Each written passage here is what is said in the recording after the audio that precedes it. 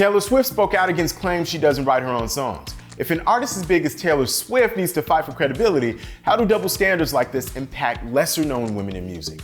I'm Dometi Pongo, and this is MTV News. Need to know.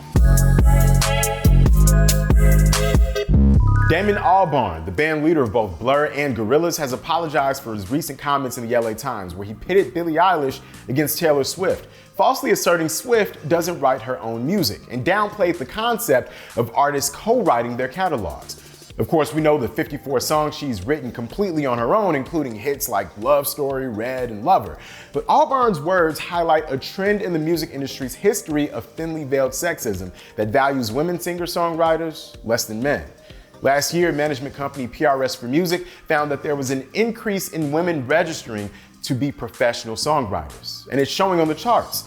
The Week wrote that in 2021, women writers haven't just matched their male peers, they've actually leaped ahead of them to take over the top ranks of pop songwriting in terms of quality, quantity, and chart longevity. And artists like Olivia Rodrigo, Adele, Doja Cat, Billie Eilish, Dua Lipa, and others completely dominated the 2021 charts.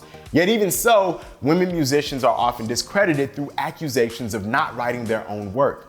And here's the thing, even if these ladies don't write their music alone, they still face far more scrutiny than male artists who also collaborate. Michael Jackson gracefully sang songs by other writers, like Butterflies written by Marsha Ambrosius. Christina Milian co-wrote Justin Bieber's very first hit, Baby.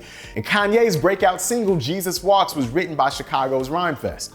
Now, Ye is known for getting the industry's brilliant minds together to work on projects. He just announced that Future is executive producing Donda 2.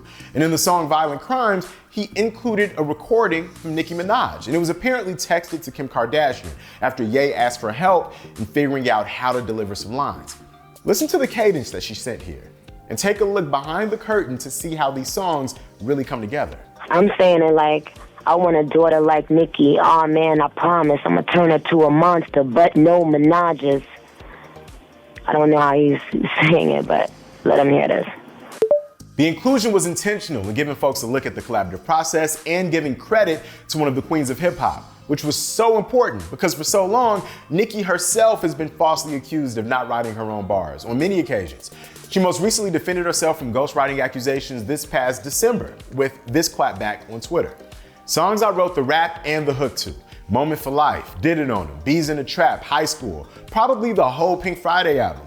Most of all the album cuts on my albums. These I'm naming are singles. Even the top women in music are constantly forced to defend their credibility as writers. And let's call it what it is. It's a sexist double standard. At the core of this issue, there's a societal attitude that women, especially ones that exude sexuality or are more open about their love lives, couldn't possibly be smart enough to write music. Why don't we assume the same thing for male chart toppers? And why don't we think less of them when they do collaborate? This is something Swift has called out in songs like The Man or in Shake It Off, when she pointed out people say that she goes on too many dates and got nothing in her brain. This attitude towards proven hitmakers only makes it tougher on lesser known women in the industry, particularly those on the music production side. This devaluing of artistry has led to a pay disparity for female creators. MTV News spoke with producer and songwriter Esther Dean, who made hits for Usher, Jay-Z, Rihanna, and others. She said in part, every girl should think business first, because that's what boys are thinking.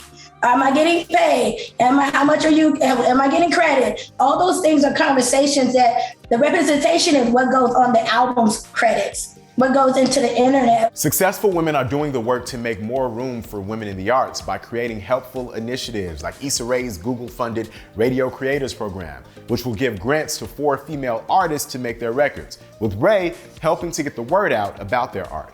But we'll know real parity when men stop bashing women in interviews, and when we don't have to devote an entire news story to breaking down why women artists deserve equal respect.